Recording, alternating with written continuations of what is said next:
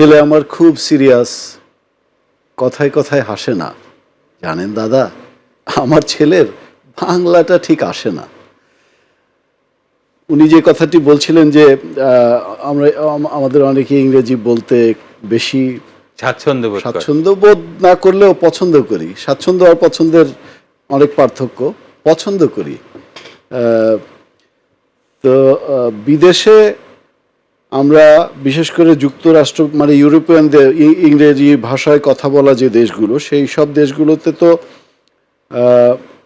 অনেক দেশের মানুষের বসবাস।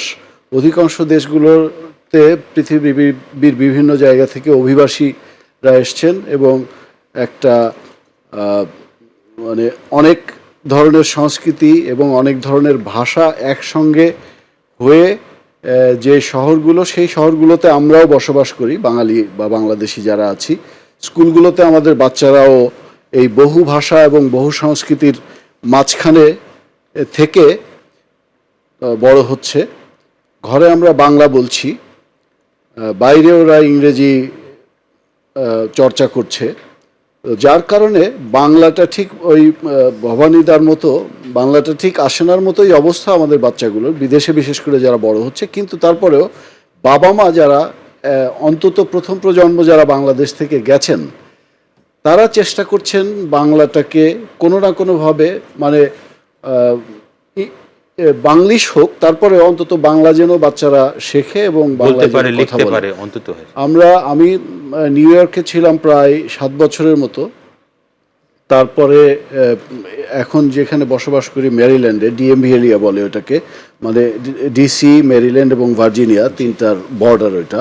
ওই এলাকাতে প্রায় 1 লক্ষর মতো আমাদের দেশের মানুষ বসবাস করেন। তো তাদের বাচ্চাদের অনেকেই ওই মানে বাংলাটা ঠিক আসে না বলে গর্ব করার মতো অনেকেই আছেন। কিন্তু যারা বাংলা এই যে মূল চেতনা, আমাদের ভাষা চেতনা, 52 সালের বাংলা ভাষা আন্দোলনে যারা রক্ত দিয়েছে, তাদের কথা যাদের মাথায় আছে এবং বাংলা ভাষার জন্য এই দেশটা পরবর্তীতে বিভিন্ন আন্দোলনের দিকে এগিয়ে গেছে, এই চেতনায় যারা বিশ্বাসী, তারা চেষ্টা করছে যে আমরা পৃথিবীর যেখানেই থাকি না কেন, যে ভাষার দেশেই থাকি না কেন, আমরা বাচ্চাদেরকে যে কোনো প্রকারেই হোক অন্তত যোগাযোগটা যাতে বাংলায় করতে পারে সেইটা নিশ্চিত করব। যার কারণে আমরা বিভিন্ন জায়গায় ছোট ছোট করে বাংলা স্কুল, অনেকে পারিবারিকভাবে নিজের ঘরে বাংলা স্কুল করেছে, বন্ধু বান্ধবদের বাচ্চাদেরকে নিয়ে পড়ায়, বাংলা শেখানোর চেষ্টা করছি।